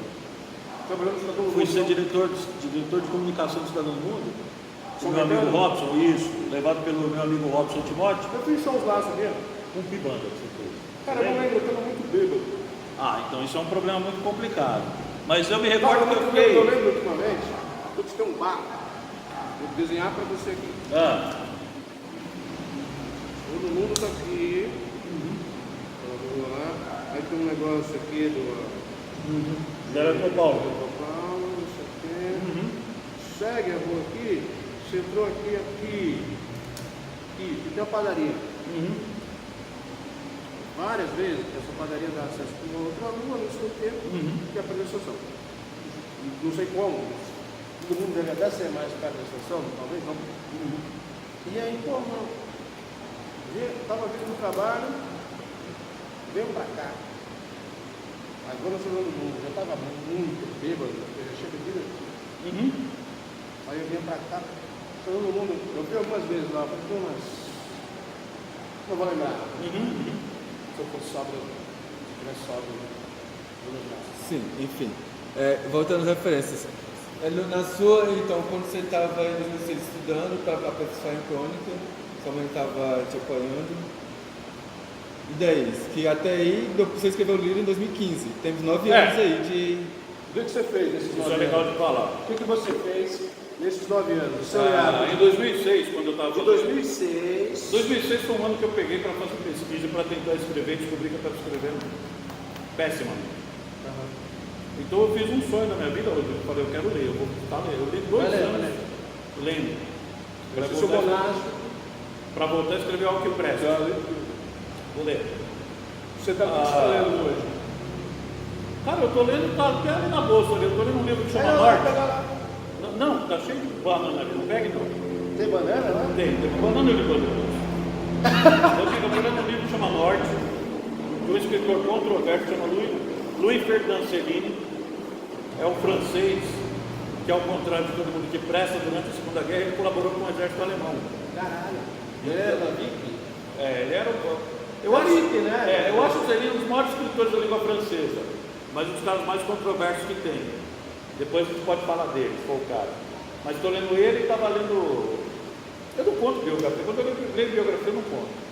Biografia é diversão. Como chama? A biografia que eu estava lendo era da Kim Gordon. Esse livro chama Norte. do Celino. Mas biografia eu a estava última lendo aqui biografia que eu li foi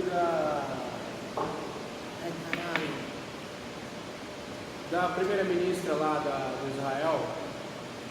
Ave Maria. Eu li isso daí, eu queria passar raiva. Bom, Eu o vou lembrar Rodrigo o me nome. perguntou disso Põe o aí. nome aqui embaixo. Eu passei lendo Vou muito, até tirar uma foto. passei lendo muito, passei me aprimorando. E eu tinha já naquela época, Rodrigo, o livro que eu vou lançar agora esse ano, que era o romance, que eu descobri que estava muito ruim. A minha ideia, eu mantive, quero escrever. Eu não gosto de falar a história de uma geração, me parece muito pretencioso. Na verdade não é isso. Mas Isso eu quer quero- dizer que você não quer se sentir velho. Não, se tiver eu me sinto, não tem problema dizer Você está nada. escrevendo para uma geração? Você já está velho. Não, eu Você tenho. está tipo o Heródoto em cima do Parnaso. Isso aí é muito longe para mim, cara. Eu não sei Heródoto, não. Ah, Não, eu estou falando assim. uma geração. Eu tenho, Não é? o que eu velho. estou querendo dizer é Você que não quer? eu queria escrever um recorte de uma certa rapaziada que viveu no ABC entre 84 e 98. Então, entre 84 e 98 eu comecei naquela época, eu não terminei. 84 a 98. Cara, quanta coisa aconteceu. Os anos Aconteceu 90. bastante. Os anos 90 É isso, é aconteceram. isso, é isso. E a ideia é essa, só que assim, nesse período de 2006 eu descobri que eu não estava pronto para fazer isso. Então eu voltei para estudar, como o Rodrigo falou. Voltei para estudar, para ver filme, que é, acho que o grande amor da minha vida, né? Grande paixão. Cinema. Eu não sou um cara que tem jornalismo, eu venho do cinema.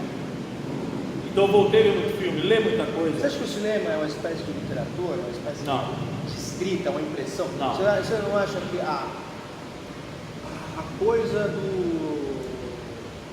a concepção mesmo de contar algo ali Entendo, mas não acho não.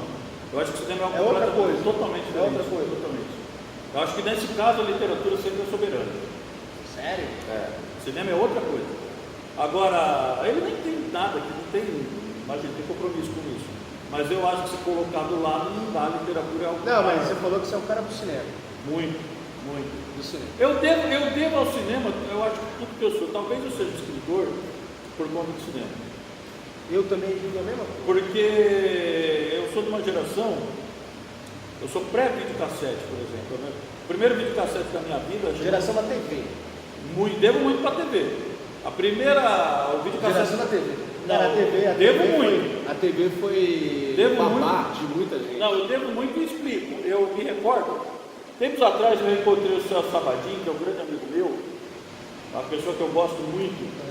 E eu falei, e eu agradeci a ele, porque nos anos 80, 83, 84, quando eu não tinha, o primeiro videocassete chegou em 87. E antes disso, quando eu precisava de referências, eu lembro que tinha um negócio chamado Carlton Cine, passava na Bandeirantes. Era um filme por mês. Uma vez por mês eu tinha que Carlton Cine. eu podia ver era o cigarro. Eu podia ver o Bergman,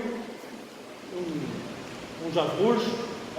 Foi ali que eu conheci o cinema. A grande verdade dessa é que foi a televisão que primeiro me indicou o cinema. Mas era outro mundo. Eu ligava a TV de madrugada. Mas Band é o canal do esporte. Foi na Bandeirantes. Mas na Bandeirantes tinha uma sessão maldita. Vou pôr a cervejinha aqui? Pode pôr. A sessão maldita da Bandeirantes dos anos 80, eu conheci Dario Argento, conheci Mário Bava. Então era outra época, vocês pensar isso. Engraçado que eu falo, o cara fala pra mim. Cara, então você viveu um tempo. Como é que o cara fala? Cine privê, eu digo que é válido o cine privê. Mano, ele é um filme cult, cara. É um filme cult, eu acho. Não tem concepção de fotografia. E é um roteiro que prende a audiência. Não tem nada, Não, não, não, não não tem me pornografia. Lá não tem pornografia. Você vai ver hoje um filme juvenil, você vai ver muito mais pornografia. Vai ver um clipe. E de uma maneira até Não, rara. a MC Melody, você vê que teve coisa lá, o cara foi fazer high check, teve coisa que teve que. A minha tem 11 anos, teve coisa que teve que Mas tampar. Então sabe? quer dizer, eu usei muito outra tempo. coisa. Primeira coisa, para eu entender minha cabeça como estava, porque na virada desses anos 2000 estava duro. O que você acha do cinema nacional? Hoje em dia, eu acho que o cinema nacional é algo assim proeminente. Sinto falta de que eles façam cinema ao invés de fazer o videoclipe de 2 horas. Porque quando eu vou falar de cinema, eu quero ver as concepções cênicas do cinema. Eu não vejo cinema, a técnica de cinema. Eu vejo um grande videoclipe de 2 horas, quando é da Globo Filme é um Zorra Total que dura 2 horas. Então, assim, às vezes sinto falta disso, ver cinema. Mas eu acho que a produção, eu acho que o fazer cultural aumentou muito mais, assim. Acho que é uma fase boa, que pode, mas tudo pode. Nossa, mas assim, fora do grande centro, Rio, São Paulo, eu discordo do que você está falando. Por exemplo, você tem aquele filme, o Nordeste, cara. Eu vi um filme que a eu pessoa. sou capaz de Nordeste. Então, mas deixa eu terminar o raciocínio, deixa eu terminar de falar o que eu tô falando. Aqui, ó. Deixa eu falar.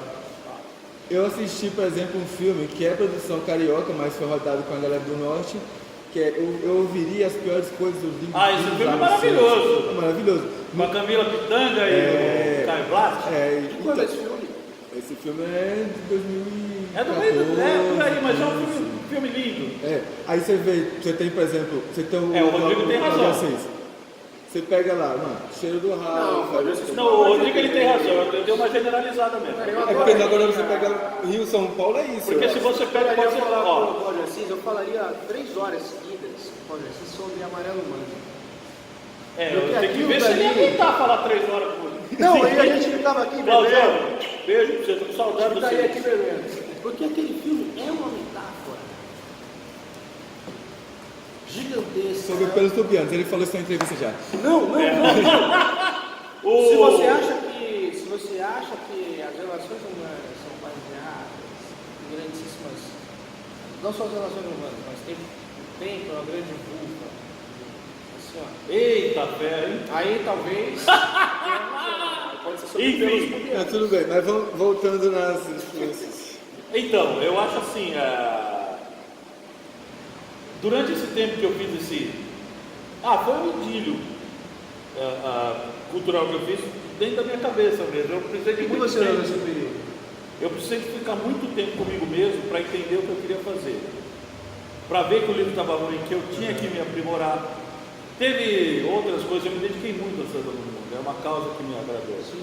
Só que eu vi que estava me faltando aula, porque como eu disse para você Não, pode fugir. sempre no Cidade do Mundo uma coisa Você não pode uma fugir coisa da sua que eu essência. faço. Sempre bandas independentes. Sim, Sempre. mas é outro trabalho. Ali estava me faltando a minha essência. A minha essência, como eu acabei de dizer, eu sou escritor.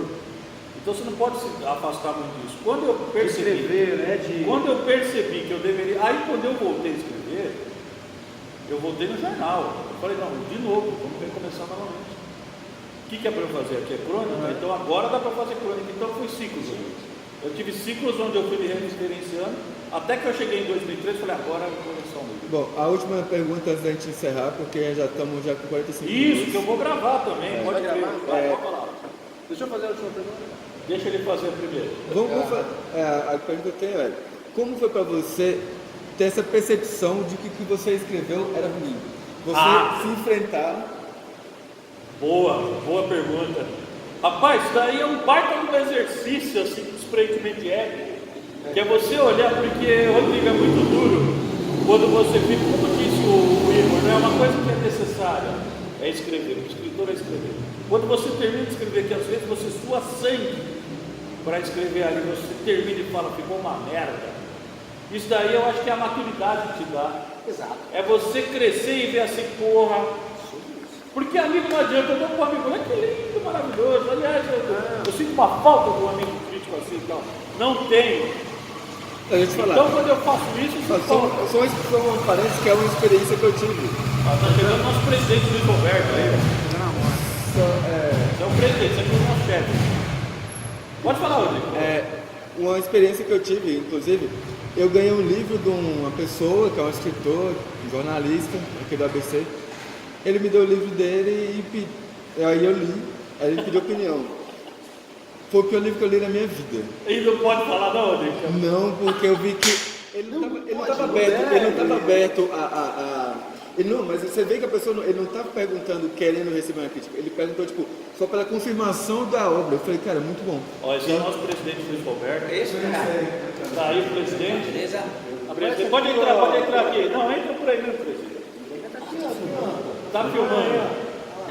Beleza? Aí, pronto. Esse é o presidente Luiz Roberto. Você já não veio aqui, Flávio Pico? Já viu você falar aqui? Ia fazer um bagulho na praça? É isso mesmo. Aí, então já de casa. É isso. Ô, Rodrigo, e aí você não pode falar pro cara que o livro era ruim? Não podia, né, cara? Porque, sabe aquela... Ele tá dando livro pra tu que é pra falar do... Mas você sabe aquelas pessoas que ela te pergunta, ela já tem opinião do que ela vai fazer. Não é Ah, um- sim. Aí ela, tipo, ela fala não, assim, mas ô Marcelo, o que você acha? Se você concorda com ela vai fazer assim, pô, mas você me apoiou. Se você discorda dela, aí você tá errado. Ah, Aí mas não você dá, não né? me Não apoia. dá, aí não dá, né? O cara não quer a tua, ele quer a opinião dele. Ele não quer a sua opinião, ele quer... Ele quer confirmação. Mas Passa aí você agora. faz como encerrar. Eu acho o seguinte, Rodrigo, tem que ter um grande experimento de ética para você admitir que você fez uma porcaria.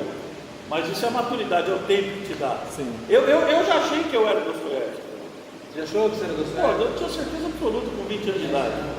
Que eu era Dostoiévski, que eu era Fellini, isso, mas a vida te ensina que você tem que fazer outras Cada coisas. dia mais eu tenho certeza que eu sou livre. Ah, então isso é maravilhoso. Não é bom? Você não tem essa impressão também? Isso é o cerne da maturidade. Caminhando pra A cima. maturidade vem com isso, você entender que você é você. Passa lá. Perguntar pra você o seguinte. Olha lá. O cara olhando o celular. Porque já tá quicando aqui. Já tá. Então, beleza.